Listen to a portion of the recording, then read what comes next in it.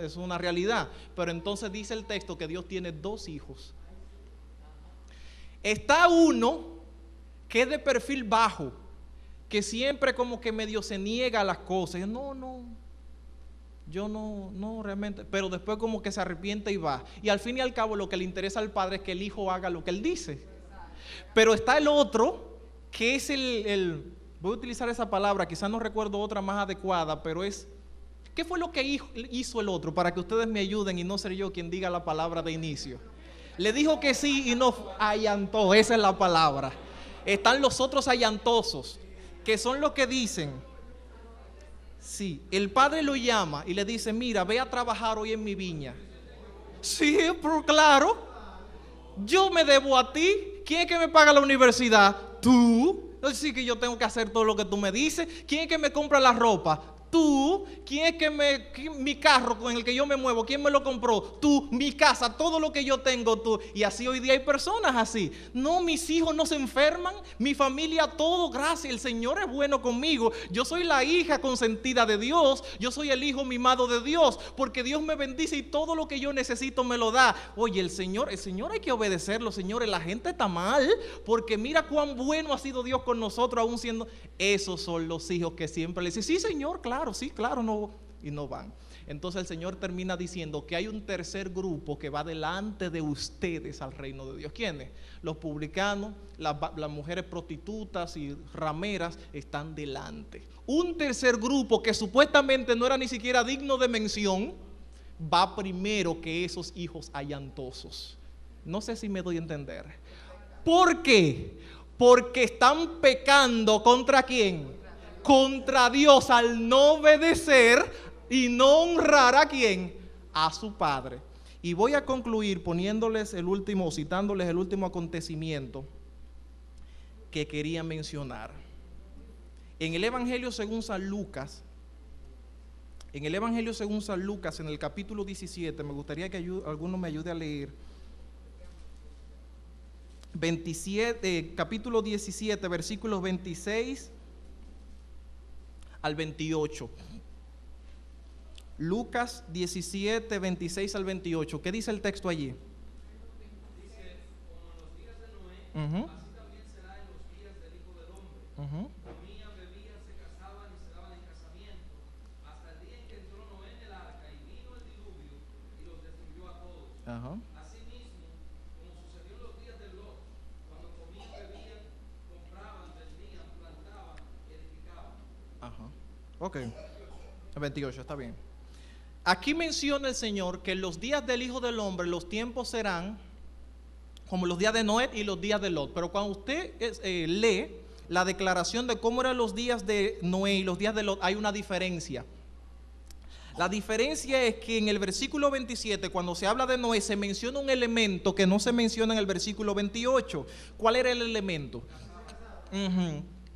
Ustedes saben, los que conocen quizás la historia de Sodoma y Gomorra, que precisamente en Sodoma y Gomorra el problema no era el casamiento, porque era al contrario. Ellos no creían en eso, lo que creían era que hombre con hombre podían satisfacer sus necesidades. Entonces el casamiento no sirve para nosotros porque yo quiero estar con un hombre o yo quiero estar con una mujer. ¿Me doy a entender? Pero, ¿por qué menciona el casamiento en los días de Lot? De Noé. Precisamente por algo que dice el capítulo 6 del libro de Génesis. Y aquí me sorprendí un poquito cuando analicé esto por primera vez. ¿Por qué razón? ¿Cuál fue la causa de la destrucción del mundo antediluviano? El versículo 1 hasta el 3 dice lo siguiente de Génesis 6. Los hombres empezaron a multiplicarse sobre la tierra y les nacieron ¿qué cosa? Hijas. Cuando los hijos de Dios vieron que las hijas de los hombres eran hermosas, tomaron por esposas las que más les agradaban. Y dijo el Señor, mi espíritu no contenderá con el hombre para siempre, porque ciertamente él es carne. Así sus días serán 120 años.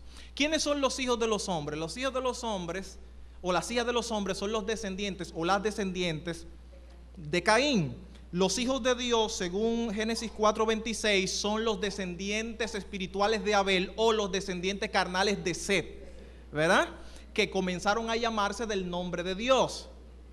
Génesis 4:26. Esos son los hijos de Dios, o sea, los representantes de Dios en la tierra eran los descendientes de Set, llamados hijos de Dios. Los hombres ya eran los que fueron desterrados cuando Dios destierra a Caín. El texto dice que la razón por la cual Dios destruyó al mundo antediluviano fue porque sus hijos se mezclaron con las hijas de los hombres.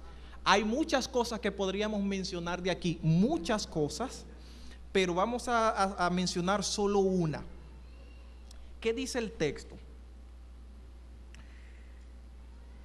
En el versículo 11 de ese mismo capítulo 6 y versículo 12 dice lo siguiente, y aquí hay algo importante, dice: a la vista de Dios, ¿a la vista de quién? De Dios, la tierra se había corrompido y estaba llena de violencia. ¿Miró quién?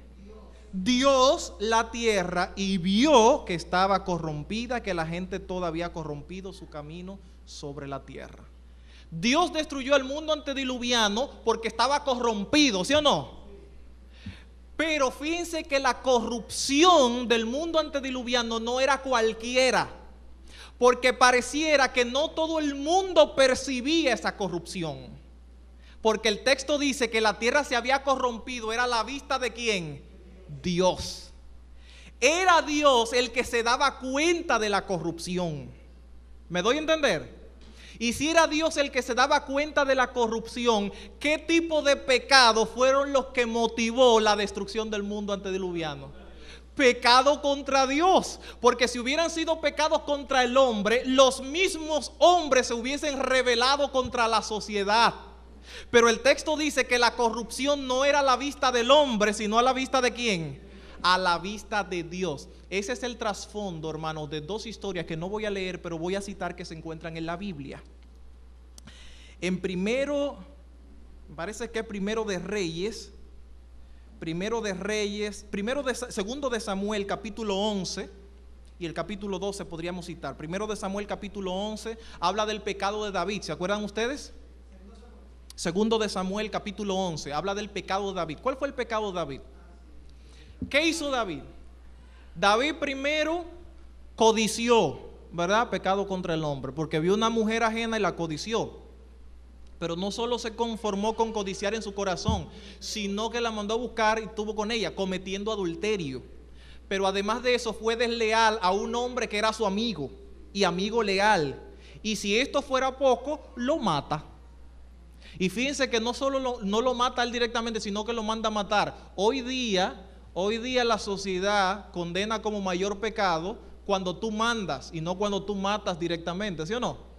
Te dan más cárcel cuando eres tú que mandas. Ok, ¿qué hizo David? Manda a matar. Pecados graves todos estos. Fíjense ustedes que curiosamente, cuando un hermano de la iglesia, y los que son miembros de la Junta ya tienen un tiempo siendo miembros de la iglesia, saben, cualquiera de estos pecados que cometió David puede traer como consecuencia a un hermano miembro de la iglesia hoy día una censura, pero no cualquier censura, desfraternización. O sea que si David hubiera sido miembro de esta iglesia, no tenía que hacer estas cuatro cosas. Con un solo que hubiese cometido, era digno de ser desfraternizados, porque eran pecados graves, ¿sí o no?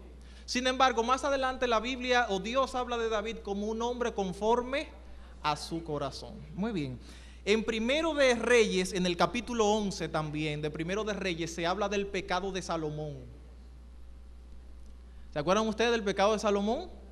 El pecado de Salomón trajo como consecuencia que Dios quitara de su mano el reino, lo dividió y le dio a otras personas la mayoría del reino y le permitió a su descendiente quedarse con una porcioncita, no por él, sino por amor a David. O sea que el pecado de Salomón lo desterró completamente de la gracia de Dios o de la bondad de Dios en ese momento. Pero fíjense ustedes que aún peor, lo peor que trajo como consecuencia el pecado de Salomón no fue que le quitaran el reino. ¿Saben ustedes qué fue lo peor? Sí, pero no estoy hablando del pecado, sino de las consecuencias ahora. Lo peor que trajo como consecuencia el pecado de Salomón fue que se le quitó a Salomón el privilegio de que Jesucristo naciese de su descendencia, naciese de él.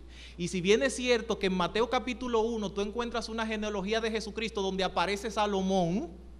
¿Han leído ustedes la genealogía de Jesucristo según San Mateo? Según Salomón hay dos genealogías de Jesucristo. Hay una que se encuentra en Mateo 1 que dice que Jesucristo descendía de Salomón, y hay una en el capítulo 3 de Lucas que dice que Jesucristo descendió no de Salomón sino de Natán, hermano de Salomón, hijo de David también. ¿De cuál de los dos nació Jesucristo? De Natán, no de Salomón. ¿Pero por qué hay una genealogía con Salomón? Porque Salomón era el padre o descendía de él José, que es la genealogía que se encuentra en Mateo 1, es la genealogía de José. La que se encuentra en Lucas, aunque también pareciera ser la genealogía de José, no es la de José, sino la de María. Por eso es que Mateo dice que Jacob engendró a José, pero en el capítulo 3 de Lucas no habla de Elí, me parece que era Elí, no dice que engendró a José, sino que José fue hijo de él. Uno lo engendra y el otro es el padre. Hay una diferencia. Cuando tú engendras eres el padre verdadero, pero tú puedes ser un padre espiritual solamente, no el que engendra, porque el que engendra es el padre biológico. Entonces tenemos dos genealogías, por eso es que son tan diferentes, porque una es de María y otra es de José. La de Mateo capítulo 1 es la genealogía de José, y José no era, aunque se creía, dice el texto, pero no era el padre de Jesús. Era María la madre de Jesús, y María desciende de Natán, no de Salomón, porque como consecuencia de su pecado Dios le quita el privilegio de que el Hijo de Dios naciese de él. Pero ¿qué pecado tan grande cometió Salomón? Se fue tras los dioses. El pecado de Salomón no fue tener mil mujeres, como dice el texto, porque David también tenía muchas, no 1000 tal vez, pero tenía muchos, ¿sí o no? O sea que el pecado de Salomón no era tener 1000 mujeres, el pecado de Salomón fue que se unió con mujeres moabitas, mujeres filisteas, de diferentes nacionalidades, que eran hijas de los hombres. Todas las mujeres de David eran hijas de Dios, pero las de Salomón eran hijas de los hombres, y su corazón se fue tras los dioses de ellas. ¿Se parece eso, sí o no, a Génesis capítulo 6? ¿Por qué? ¿Qué significa esto? El pecado de David, aunque fue grande, adulterio, codicia, deslealtad y asesinato, todos pecados ¿contra quién? Contra el hombre. El pecado de Salomón, que fue un solo, pecado contra Dios.